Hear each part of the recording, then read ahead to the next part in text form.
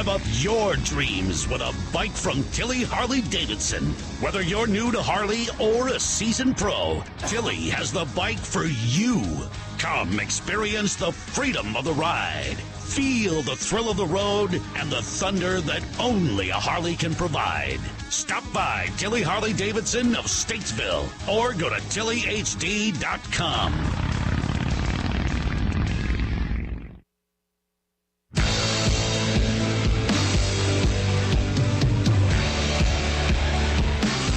And hello, everyone. Welcome to the Scoreboard.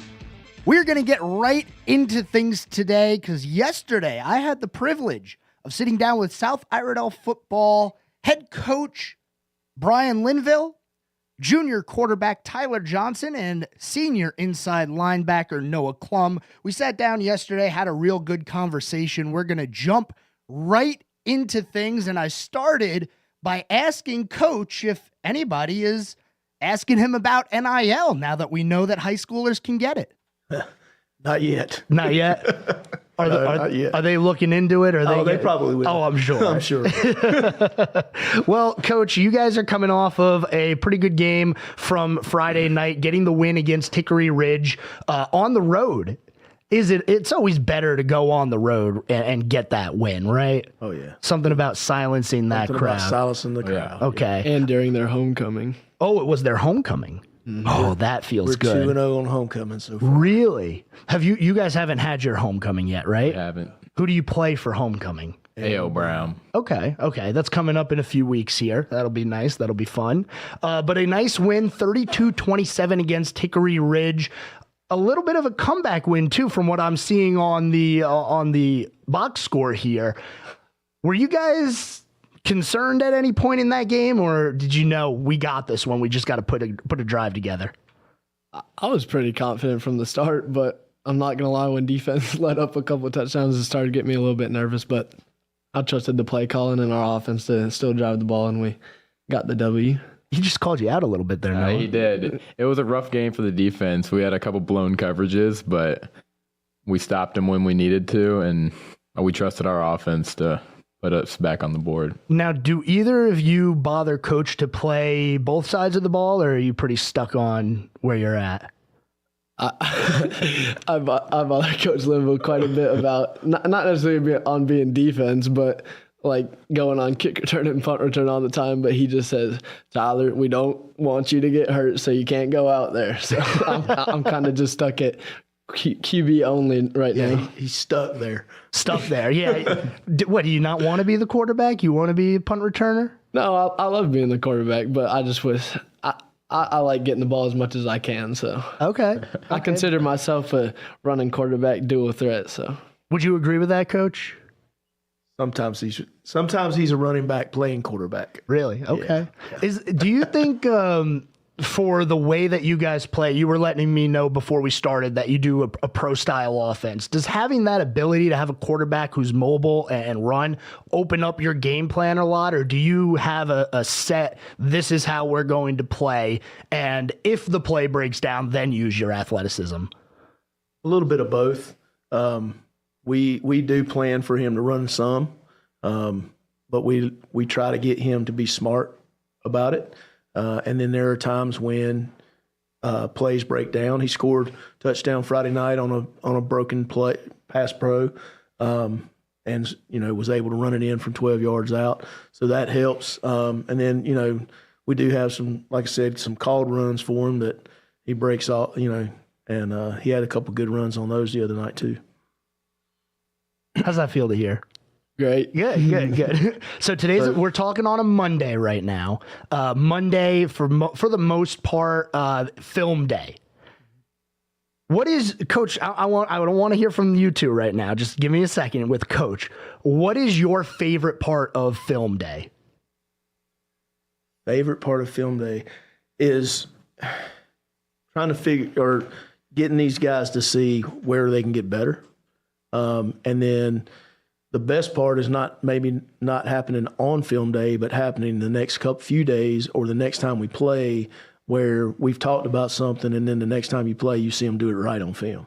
Yeah. So it's that seeing some growth and being able to say, hey, this is what we talked about. You did this one, you did it exactly like we talked about. Or then going back and saying, hey, remember we said we wanted to do this, let's see next time. We need to get it right the next time. So, but the growth is the best thing about it. Yeah. I know that film is so important, especially week to week, and seeing what went wrong and what you installed that went right. That's important too, because I'm sure you guys at times, when I was playing, and it's a long time since I stepped on a football field, first of all, but sometimes you're out there in practice and you're seeing things get installed and you're like, now how exactly is this going to work when we're in game? And you see it on film and it puts it together. Oh man.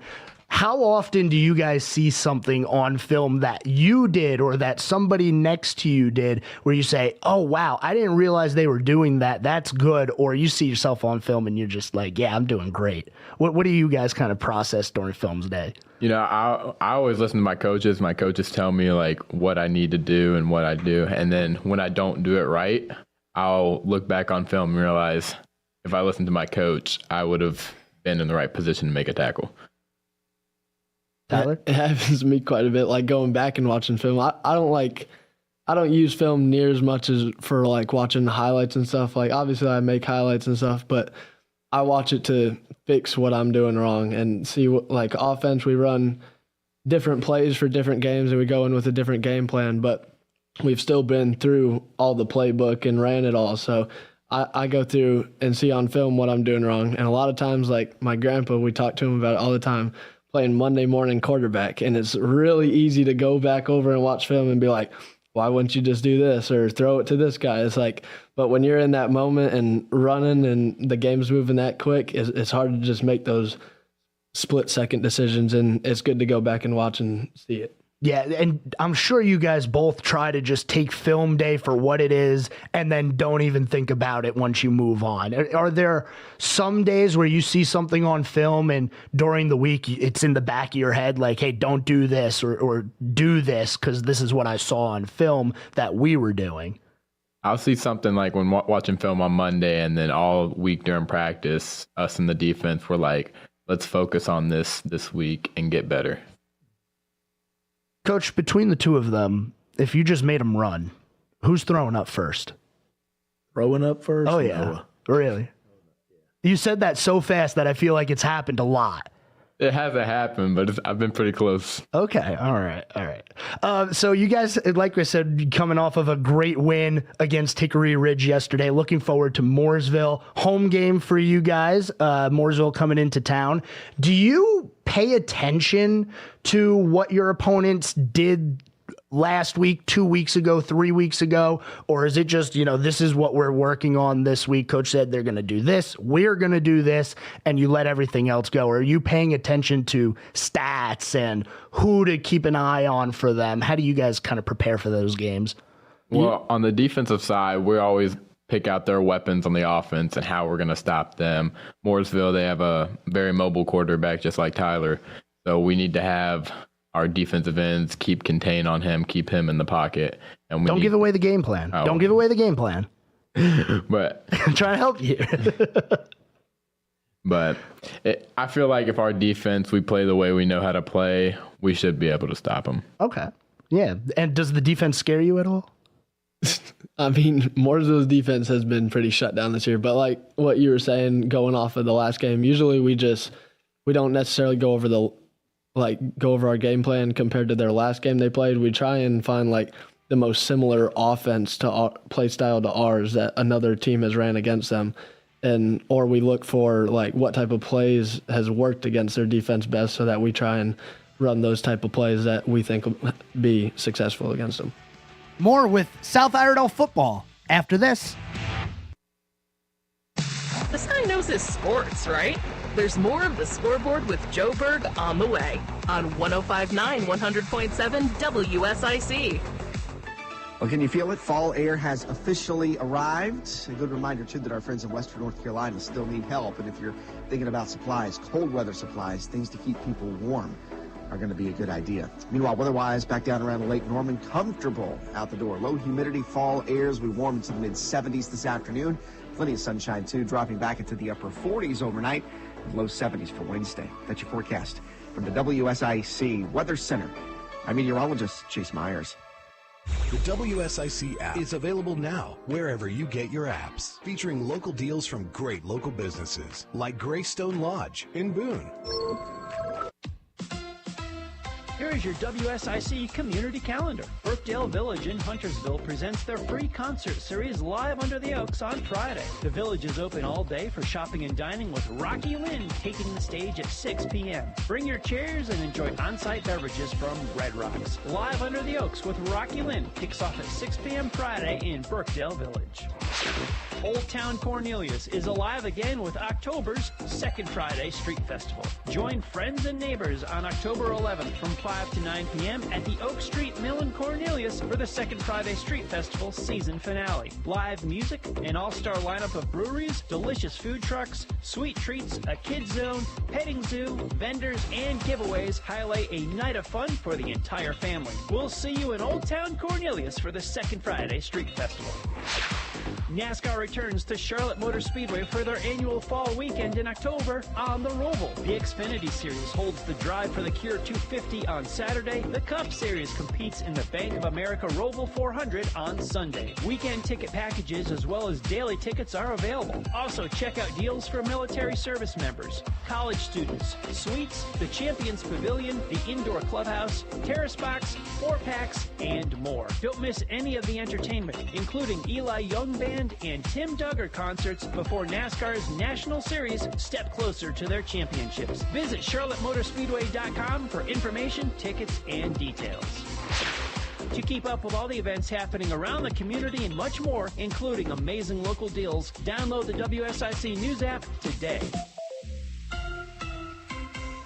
The Renaissance Festival is back Saturdays and Sundays, now through November 24th. A non-stop outdoor family adventure. Tickets available online only at renfestinfo.com while supplies last. When you have problems with your heating system, you need SHA Mechanical. Serving the region since 1975, SHA will make sure your system always stays in the best condition. Visit SHA Mechanical online at shamechanical.com. It ain't easy being number one, but we make it look good. WSIC.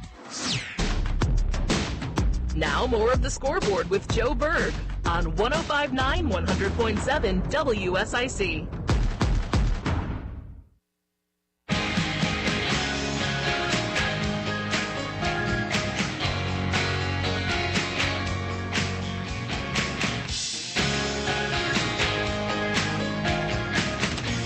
And welcome back to the Scoreboard, ladies and gentlemen. Segment 2, in the middle of a conversation with South Iredell football head coach Brian Linville, junior quarterback Tyler Johnson, and inside linebacker and senior Noah Klum. We're going to continue that in just a moment, but real quick, 3 things to keep in mind. Number 1, the Jets fired their head coach Robert Saleh.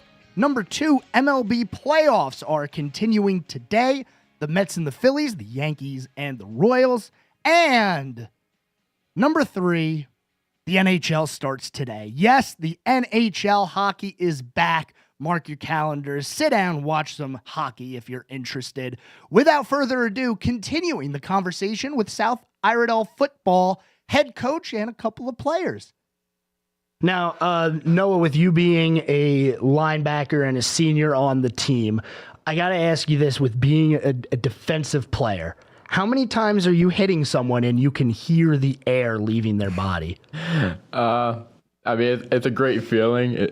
I know it's like kind of mean to say, but when you're playing defense, you want to destroy the guy in front of you. And so every time I hit a quarterback or running back, whoever it is, I make sure I hit them as hard as possible. What kind of play style would you say you have specifically for a linebacker? No, I would say I'm a smart player. I always watch a lot of film, so I pick up on keys. I read very well. And, I mean, it's not just me. It helps having other backers and outside linebackers who they'll hit you as hard as I will. So, oh yeah, it's great having 11 people on defense that are ready to do what they need to do. Now, Noah says he loves the feeling of hitting someone. Now, Tyler, for a quarterback, you're not hitting somebody unless maybe you're running people over when you're scrambling. I don't know. But as a quarterback, what happens during a game where you're just like, yes, this is what I'm here for. This is what's making me feel good right now. I mean, in the last game, like you said, I don't usually run people over that much, but a lot of people make fun of me saying that I enjoy contact and hitting people, because that you don't hear that very often from a quarterback. But when I start scrambling to get out, I really don't care if it comes down to contact or not. Like, not bragging or anything. Like, I know I'm a tough kid and I can take some hits.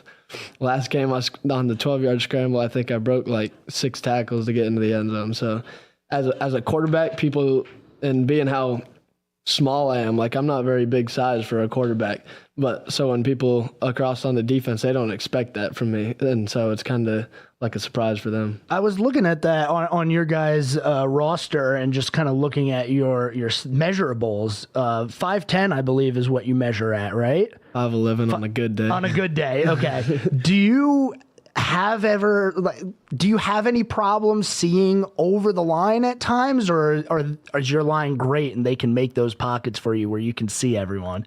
Most of the time with play actions or dropbacks, they usually do. Our O-line does a good job of making some sort of pocket, but definitely being on the shorter side of a quarterback, every once in a while when a big blitz comes or something and they have to pick it up, it's hard seeing overall that happening. It's a lot of chaos, and when you have 6'3", 6'4" foot linemen in front of you, it's hard to see the receivers that are coming on a drag route right across the field and trying to hit them. So, is that something that you take into consideration, Coach, when coming up with a game plan for a game? Is how big is the defensive line? Can we see over the D line? Things like that for having, and I don't want to say it in a mean way, but a shorter quarterback. Well, we're trying to create windows for him with our blocking schemes and the pass routes. So we want to get him and get the receivers in spots where he's going to have that seam to see between the linemen. And, we're constantly talking with the OL about, who to block, which way to block, that kind of stuff, and trying to get them where they're in the right spots and doing the things that he can work around them. Oh, it sounds like they're doing a good job from what he's telling me. And from your guys' record this year, coming off of a nice 3-game win streak, I'm curious, when you guys play another directional Iredell school like West or North or even Statesville, does it feel like a rivalry game to you guys? I would say it feels like a rivalry game because we're always trying to win the county every single year. Who's the biggest opponent for you guys then in the county? I'd say Statesville. North Iredell, everybody hypes up the game because it's usually our first game of the season. So, but the past few years, not trying to be mean or talking down on North, but we've put a whoop into them pretty good every year. But Statesville, it's always a close game, and we kind of came short to them this year. So that one was a rough loss. Yeah, I was talking to Coach before we started about that Statesville game specifically, and I believe you said 5 total touchdowns were called back for penalties. All 3 of you, how do you stay in the moment when something like that's happening on such a low-scoring game and every point is going to matter? How do you kind of internalize that and deal with it? Some of it's experience. I personally have been through it a lot. The more that they get to play in these type games, it makes it a little bit easier to focus and to be calm. I think that's the thing is figuring out how to stay calm in that moment, and it comes from experience. It really does. Yeah, and I'm sure as, upperclassmen now, senior and junior, you guys have been in your fair share of games that are low scoring. But for this Statesville game specifically, where there were penalties and it's low scoring, how did you guys stay in the moment? And, you didn't come out with the win, obviously, but still you kept it close and were able to stay in it. What was the thought process on the sideline? For defense specifically, we were just we stopped in this drive. We got to do the same thing next drive. It's nothing different. 3 and out's our goal every drive. If they get a first down, don't let them get another one. And the interesting thing about that game is for us offensively, we had over 300 yards total offense. I mean, we moved the ball up and down the field. We just didn't finish. And so, we were talking about let's just keep doing what we're doing. And try to cut out the mistakes when we get to the red zone. And we just kept, we made mistakes down tight. And you can't do that in close games. And I think that helped us, that game specifically helped us Friday night against Hickory Ridge because we've been in that fire before. We've been in that close game, and it's not new to us. And now we could take that ball with a few minutes to go in the fourth quarter and go down and score that go-ahead touchdown. So we were able to build off of it. Now, I've asked this question before to other people, and I just love to get a sense of philosophy when you're on a football field. And, Coach, I'm going to ask you to answer this one second, but after your players on this one. Right. Let's go hypothetical. We're going to go hypothetical real quick. You guys are in the state championship game. You score a touchdown to pull within 1 with 10 seconds to go. I guess more of a question for Tyler, Noah being on defense. You're watching and cheering him on. Do you want to go for 2 or you want to kick the extra point? I don't know, because in the ultimate ending, it comes down to the coach, and he's more of a mathematic guy than I am, so I don't know how much probability or anything that goes into it, but depends on, I guess, how the rest of the game went. If we know that we can get short yards, but we just struggle to finish the ball at the end of the, towards the goal line, that would probably affect the decision most. But in my opinion, I would say if it was my decision, I'd say kick the extra point and settle for the next down. Do you have any influence when it comes to play calls during the course of a game? If you're saying, I see this, let's do this, is Coach taking that into consideration? We've worked on that a lot this year, actually, because at the beginning of the year, we kind of butted heads a little bit and didn't always see eye to eye on play calls, but we've gotten a lot closer about the play calls, and I'll come off after an offensive drive and talk to him about it, be like, hey, their defense is doing this or they're shifting over here, and he's gotten a lot better and he listens to me, and then we'll talk about what type of play we think will work best compared to that. Is he laughing at me? He's laughing at you right now. Why are you laughing at him, Coach? Well, I always so I listen. I hear him. I don't always agree with him, and I've told him that. But I do want to hear from his perspective what he's seeing. Sometimes I have to slow him down and calm him down, and let's make sure that we're not making an emotional decision. So that we have to get past that sometimes. But yeah, I mean, I think players can come off the field. They've got information that I don't have. They can see where people are lining up. They can see, hey, coach, Brody's got this guy. He can take him one-on-one, and that kind of stuff. Or, Jersey's having a good night. Let's get him the ball. That kind of thing. So, I always want to hear that. Matchups on the line. What defensive lineman can we handle? Which one was giving us problems? Sometimes you can see it, but they know before it actually becomes a problem a lot of times. So, yeah, I definitely want to hear their feedback. Like I said, generally we have to get past the delivery of it sometimes. And I'll give him that on the emotional part of things. There's been a few times where I know obviously it's not the best decision, but I'll come off the sideline after getting hit really hard or something like that and be like, Coach, just give me the ball the next play. I want to run somebody over it. And obviously stops me from that and makes a smarter decision on that. We'll be returning with more from South Iredell football. Coach Brian Linville and players Tyler Johnson and Noah Klum. More of Sports Director Joe Berg's The Scoreboard is coming up on 105.9 100.7 WSIC. Well, can you feel it? Fall air has officially arrived. A good reminder, too, that our friends in Western North Carolina still need help. And if you're thinking about supplies, cold weather supplies, things to keep people warm, are going to be a good idea. Meanwhile, weather-wise, back down around Lake Norman, comfortable out the door. Low humidity, fall airs. We warm into the mid-70s this afternoon. Plenty of sunshine, too, dropping back into the upper 40s overnight with low 70s for Wednesday. That's your forecast from the WSIC Weather Center. I'm meteorologist Chase Myers. Drum Landscape Supply is the go-to spot for anything you need for your yard. Transform your landscaping. Drum Landscape Supply has trees, flowers, natural stone, custom blended grass seed, mulch, and more. Plus, they deliver. DrumLandscapeSupply.com. Bob McIntosh here with the McIntosh Law Firm in Davidson. Serving this community has been a collective passion of our law firm since 1997.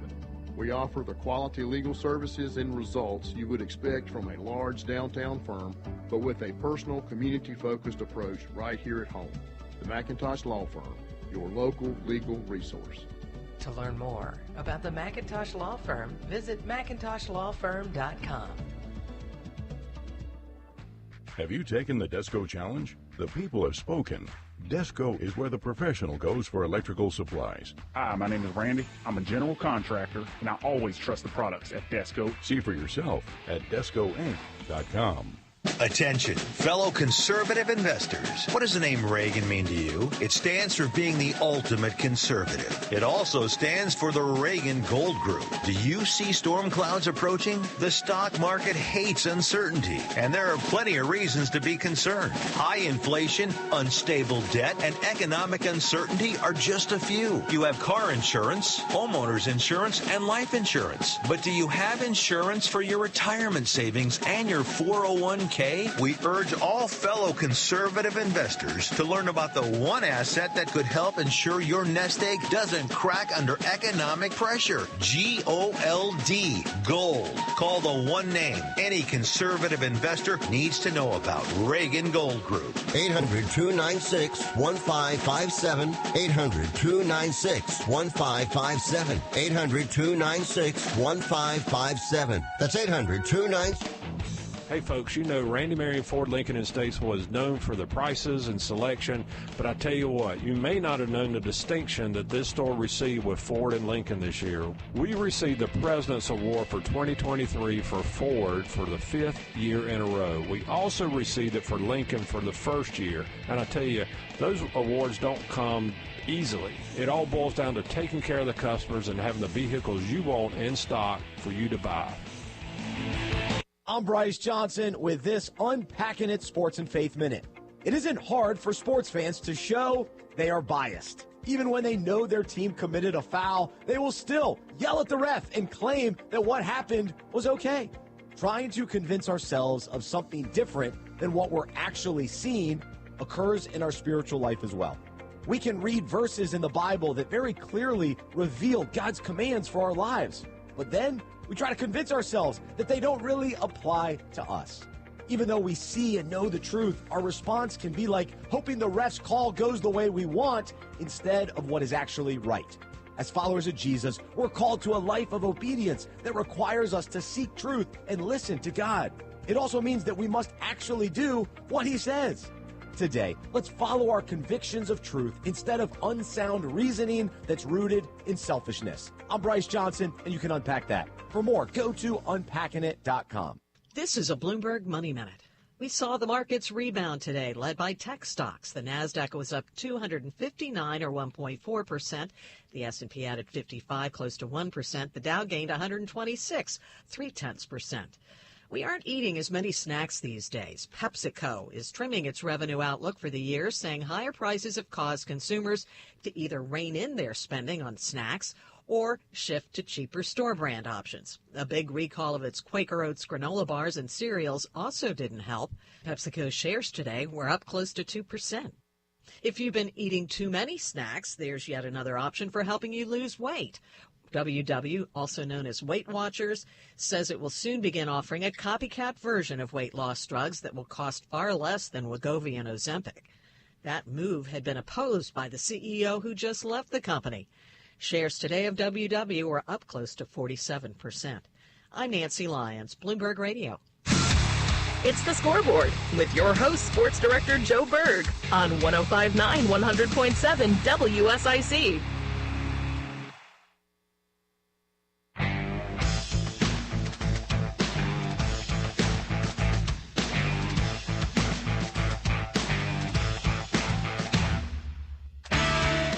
And welcome back to the Scoreboard, ladies and gentlemen. Still hearing from South Iredell football, as yesterday I sat down with them for a little 3-part interview here. It's going to squeak into segment 3. We'll wrap that up. By the way, I do need to make a correction. I said the Yankees played today for the second game. That was wrong. It is actually the Dodgers and the Padres. Game number 1 between the Phillies and the Mets, already 1-0 Mets in the bottom of the second. Without further ado, we are going to hear from South Iredell football head coach Brian Linville, junior quarterback Tyler Johnson, and senior linebacker Noah Klum. Talking with Coach Linville, South Iredell High School, Noah Klum, senior linebacker, and junior quarterback Tyler Johnson. You guys are coming through a 3-game winning streak here.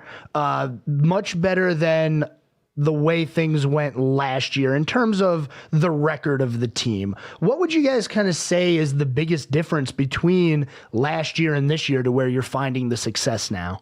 I think the team morale is just up, and when we play with confidence, I feel that's when we're playing our best. And I feel like this year, we're really locked in this year, doing what we're supposed to do and getting the job done. Yeah, I think it's a whole confidence thing as a team. Like, just we're way closer this year, and obviously it helped that we had last year on our offense, we had 8 sophomores, or I think it was 7 or 8 starting were sophomores. So we have quite a bit of talent coming back, and it definitely helped our younger players getting older, and playing last year helped us a lot, getting a lot of experience on the varsity side of things, even though we might not quite have been ready for it last year. Yeah. Would you say that's kind of what the sum of it is just getting older, more experience this year? More experience. And then, too, Bobby Bowden said when you're building a program, there's a process. And, when you're losing games big, then you start figuring out how to get closer. And then the next step is you start winning those close games. And I think we're in that between stage, or getting to that stage where we're figuring out how to win those close games. And so I think the biggest difference in this year and last year is the belief. I think they're starting to believe in themselves a little bit, and believe in the team. And that's big, momentum and all of that. Winning cures all is the saying that I love to say. If you're in a rut, you win a game, everybody's feeling good, morale's up, you go into next week with that momentum. Last couple of things that I wanted to talk to you guys about is just looking forward for the remainder of the year. Obviously, we're about halfway through the regular season, just past that point now. Do you guys talk about goals for the year and where you want to be when the regular season ends? Do you put playoffs into the back of their mind, state championship talk? What do you have them focused on to kind of look forward and bigger picture? Or is it really just week to week, this is who we play and we want to win? I think that's part of that growing process right now. So right now we're in that week to week, let's take this one step at a time, and, build on. And then once we build enough and put enough steps together, enough wins together, we can start looking at the playoffs. Now, obviously, we're all looking at, okay, we know who our conference, we know who's playing each other, we know what they've done, and we know, who's coming up. But as far as the conversations among us, each week, it's just let's take care of who's across on the field from us right now. We've got a very good Mooresville team this week, and we get a chance to go for them to come to our house and play them, and show them that this is not the same South Iredell that it's been the last 3 or 4 years. Absolutely. Now, last thing I want to ask you two guys, the players. I know it can sometimes, if your teammates are seeing you guys get attention and whatnot. So if you want to shout anyone out on the team or give props that you've already talked about your offensive line enough, they don't need any more love from you. But as the middle, they never get enough love. Really, no, really. Those offensive linemen. All right, I'll let you give them more love then. Coach says they need more love. But Noah, on your side of the ball, defense, who are you seeing that's stepping up this year? Anybody you want to talk about or shout out? So this year, the inside linebacker that plays beside me, Griffin Luxton, it's his first year ever playing inside linebacker, and he's filled the role amazingly. He's playing how he's supposed to play. Jake Garwood, outside linebacker, it's his first year playing high school football, and he has stepped up. He's been amazing. He had a pick 6 against Hickory Ridge. Our DBs, we've been playing good, a couple blown coverages, but besides that, they've been on lockdown all year. And D-line, they're holding it up front. Jason Pashala, defensive end, it's his first year playing as well, and he's stepping up, playing good. And our whole D-line, as a general, they're controlling the line of scrimmage week in and week out. Now, you said a couple of guys, it's their first year. These people you go to school with, you are recruiting them. Like, why aren't you playing football? We need you out there. Well, Jake, he's one of my best friends. I've tried to get him to play all high school, but he's a baseball player. So he's like, for senior year, I'm going to come out. And he told me, I regret not playing football all 4 years. Baseball players don't want to get hit. That's the thing. They don't want to get hit. 100%. Tyler, on your side of the ball, give more love to that offense. Actually, before you do that, I did want to ask you one other question, just about in general with the offense. I was looking at some of the stats that you guys had this year, and your receivers, you're spreading the ball around pretty evenly to a lot of different guys. Are you in the back of your head looking for everyone at just going through your reads, or do you know this is my guy, I got to get him the ball, I'm throwing it this way? Yeah, I mean, I try to spread the ball out as much as I can, and obviously as a quarterback, you're supposed to only look for the open guy on that play, but obviously if you're in any type of man or you know your guys well enough, you're going to look at the matchup and what kind of cornerback or DB is sitting in front of him. And everybody on the team knows that my main guy this year so far has been number 4, Brody. And he's stepped up a lot. He was on JV last year. He dressed for varsity, but he didn't play at all. But he's been, after we lost our senior starting wide receiver, he was my main one last year. Brody's stepped up tremendously. And our other one, my number 2 receiver usually, Adam Sharp, he's been hurt for, I think, the last 3 or 4 games or something like that. He had a groin injury, and he's just finally coming back from Mooresville. So it's good to have him back. But I've been spreading the ball out quite a bit this year, and thanks to Coach Linville, because he always yells at me, tells me that I'm giving the ball to Brody too much, and I'll give him that. Sometimes there's been plenty of plays where there's been someone open, and I got stuck looking at my receiver that I wanted to go to. But Jersey, we call him Jersey. His name's Caden Antoine, number 7 on our team. Yeah, he's been another good one. Our tight end, who was actually a wide receiver last year, Evan Crater, he's stepped up quite a bit. He's a great blocker up front too, and for his size, he's really amazing. Landon's done decent this year. He's ran hard, and he's ran pretty good when he gets good blocks, but he has struggled with fumbling a little bit this year, so we're still working with him on that. And Q, he hasn't been getting near as much touches this year. He's new to the team. He actually just transferred in this year, number 1 on our team, but he's stepped up too, and we have a lot of good guys to spread the ball out to.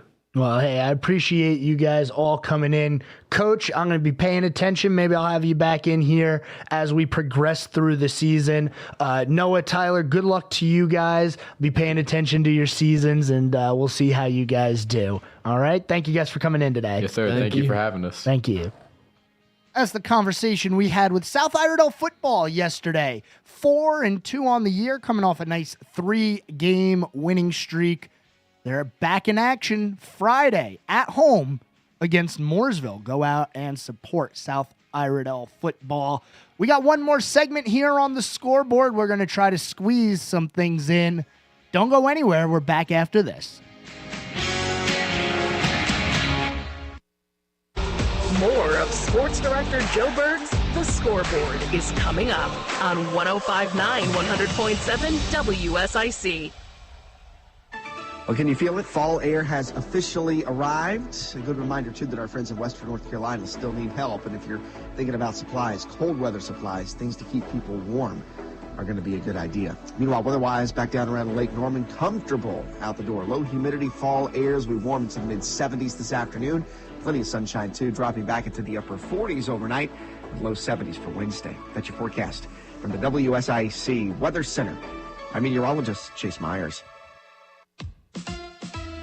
Here is your WSIC community calendar. Brookdale Village in Huntersville presents their free concert series Live Under the Oaks on Friday. The Village is open all day for shopping and dining with Rocky Lynn taking the stage at 6 p.m. Bring your chairs and enjoy on-site beverages from Red Rocks. Live Under the Oaks with Rocky Lynn kicks off at 6 p.m. Friday in Brookdale Village. Old Town Cornelius is alive again with October's Second Friday Street Festival. Join friends and neighbors on October 11th from 5 to 9 p.m. at the Oak Street Mill in Cornelius for the Second Friday Street Festival season finale. Live music, an all-star lineup of breweries, delicious food trucks, sweet treats, a kids zone, petting zoo, vendors, and giveaways highlight a night of fun for the entire family. We'll see you in Old Town Cornelius for the Second Friday Street Festival. NASCAR returns to Charlotte Motor Speedway for their annual fall weekend in October on the Roval. The Xfinity Series holds the Drive for the Cure 250 on Saturday. The Cup Series competes in the Bank of America Roval 400 on Sunday. Weekend ticket packages as well as daily tickets are available. Also, check out deals for military service members, college students, suites, the Champions Pavilion, the Indoor Clubhouse, Terrace Box, 4-packs, and more. Don't miss any of the entertainment, including Eli Young Band and Tim Duggar concerts before NASCAR's National Series step closer to their championships. Visit CharlotteMotorspeedway.com for information, tickets, and details.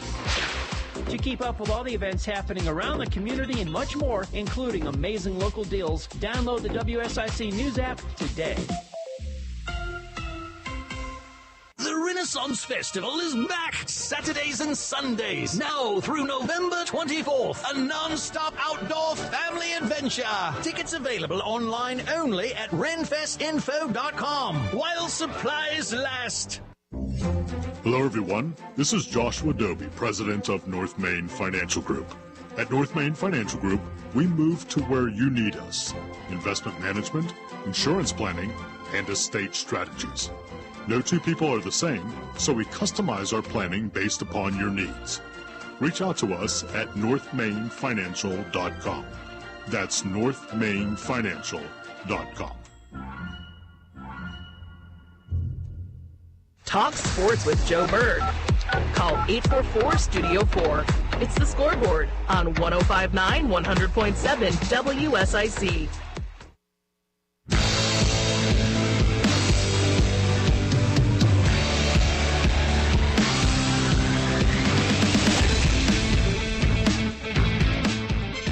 And a big hello, ladies and gentlemen. Yes, I'm here live now. Special thanks to South Iredell Varsity Football, head coach Brian Linville, junior quarterback Tyler Johnson, senior inside linebacker Noah Klum.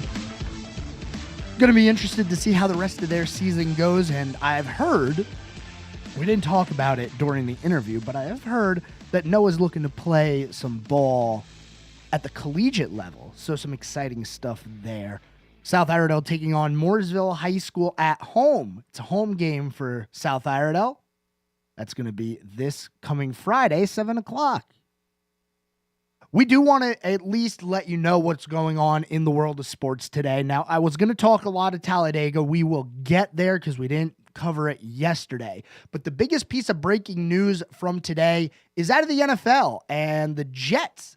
The New York Jets have decided to fire their head coach, Robert Saleh, after their trip to London.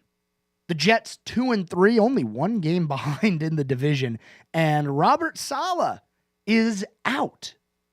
I'm not surprised that he's out. I'm surprised at the timing. I believe I saw this is the first time that Woody Johnson, the owner of the Jets, has fired a coach midseason. There was a coach that but stepped aside before the final game of the season. for the Jets one year. That was a long, long time ago. But the first time that Woody Johnson has fired a coach mid-season. There's a lot of mixed reports with this. Woody Johnson saying that he talked to Aaron Rodgers yesterday, but the decision was all his own. I find it hard to believe that Rodgers didn't have an influence on the decision that was made. Now it's just kind of looking forward to where do the Jets go from here. Their defensive coordinator, Jeff Ulbrich, will be the interim head coach for now. And you look at their schedule. They have a game coming up, a big one on Monday night against the Bills. Now, there's some fun stuff that can happen with this. If the Jets end up beating the Bills, they could take over first place in the AFC East. You fire your coach, and a week later you're in first place. That would be crazy. But that's a story that's going to develop throughout the year. What happens to Robert Saleh, I'm not sure. I don't know if he's going to find a job this year. He's probably just going to sit back, relax, and live off the nice check that he got for being the head coach of the Jets. But that is the biggest piece of breaking news today. The Jets firing their head coach, Robert Saleh. Not breaking news by any stretch of the imagination, but I do want to let you guys know that the Mets and the Phillies are currently sitting at a 1-0 game. We are in the middle third inning, so about to start the bottom of the third. The Mets will be due up. They've already put a run on the board in this game. I do want to look back to the weekend and talk a little bit of Talladega. The Cup race specifically. We can talk about Xfinity all you want. Sammy Smith getting the win, vaulting from 12th in points to advancing. Crazy, it happens, but that's just the playoff system that we have now. Just letting you know, Shane Van Gisbergen is 10 points behind the cut line right now. But we are going to a road course, his specialty. But the driver on the cut line right now in Xfinity is AJ Allmendinger. And AJ's not too bad at road racing himself. It's 23 points to the next driver, which is Riley Herbst. So Shane Van Gisbergen going to be looking to punch his ticket to the round of 8 when we go to the Roval on Saturday. The Cup Series will be racing on Sunday.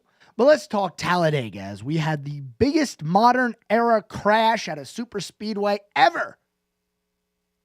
I got to say, it was a pretty bad race. I'm going to say it was a horrible race. Now, was it entertaining? Sure. If you want to say, this is where you kind of get into the weeds with NASCAR on what is a good race and what isn't a good race. Some people are going to sit there and say they were 4 wide for like 60 laps in that race. It was a great race. There was action all over the place. They were 4 wide.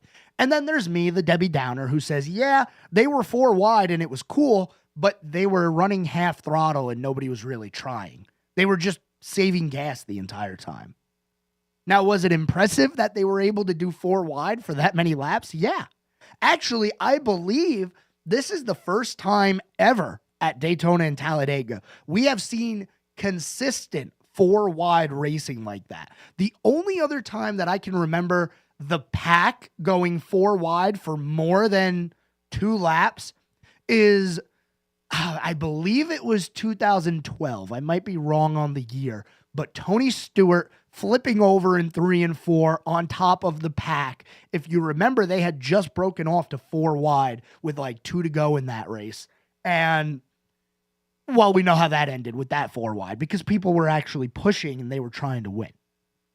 Not when there's stages and you're just trying to save gas and say, yeah, we'll just save gas and find ourselves. Because the reason that this is happening is the car, right?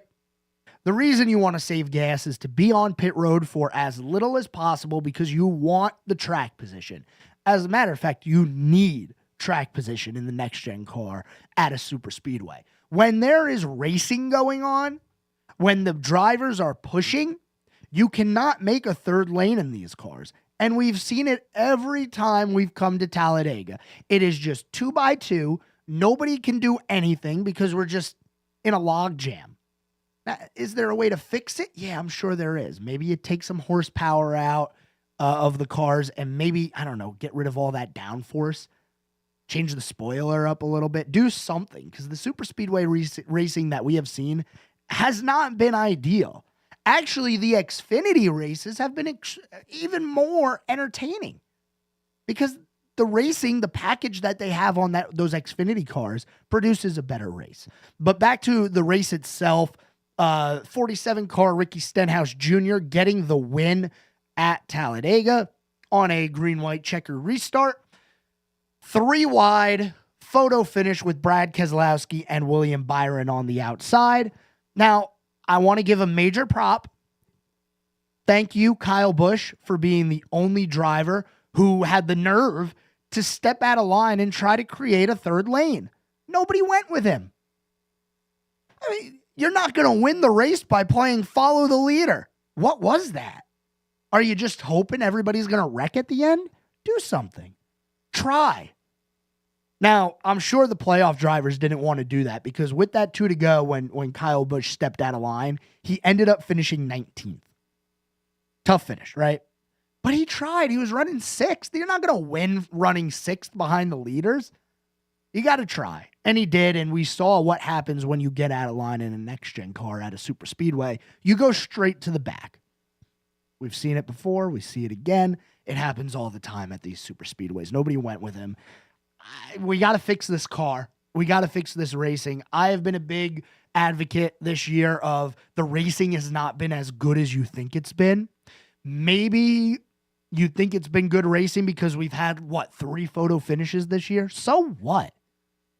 I'd rather have 250 good laps of racing than 1 photo finish. I mean, if we get a photo finish, fine. Yeah, that's cool and all, but you just have to watch the last lap for that. I'd like an entertaining race from the drop of the green flag to the checker flag. We don't get many of that in the next-gen car. You could probably count on one hand at every race besides the super speedways, you could probably count on one hand how many green flag passes for the lead there's been this year. It's not a lot. I don't think it's hard or too much to ask for good racing where we see cars moving their way through the field, falling back through the field. I don't think I'm off base here. I know there's a lot of people that have been entertained by this NASCAR season, and that's fine. If you think it's a good year, that's your opinion. My opinion is, the races have been okay, but the racing itself has been terrible. The restarts are the only entertaining thing, and then you just kind of run single file. Nobody's moving up. Nobody's moving back. We go to a road course on Sunday. It is the Roval. It is what it is. Final race of the second round. Somebody's going to move on. One thing I will say before we end this segment, NASCAR has got to figure out the damaged vehicle policy. Last week it was the 4 car of Josh Berry who got spun out for an incident that wasn't of his doing, and NASCAR said, no, sorry, we're not going to tow you back to pit road. Sunday, Chase Elliott hits the inside wall at 150 miles per hour, and they're like, no, you're good. We'll tow you back to your pit, and you can continue on. I mean, you got to love NASCAR, right? Final minute here of the program. Got to get this day in sports history. I have 2 big ones for you. 1956, New York Yankee pitcher Don Larson throws a perfect game as the Yankees beat the Brooklyn Dodgers 2-0 in Game 5 of the World Series at Yankee Stadium. It remains the only perfect game in World Series history. And then the year after, the Brooklyn Dodgers became the Los Angeles Dodgers. That happened on this day, 1957. I appreciate everyone for tuning in. Big shout out and thank you to South Iredell football, Coach Brian Linville, Tyler Johnson, the junior quarterback, and Noah Klum, the senior inside linebacker. We got a good show for you tomorrow. Don't miss it. I'll be here same time, same place. Until then, have a great night, everyone.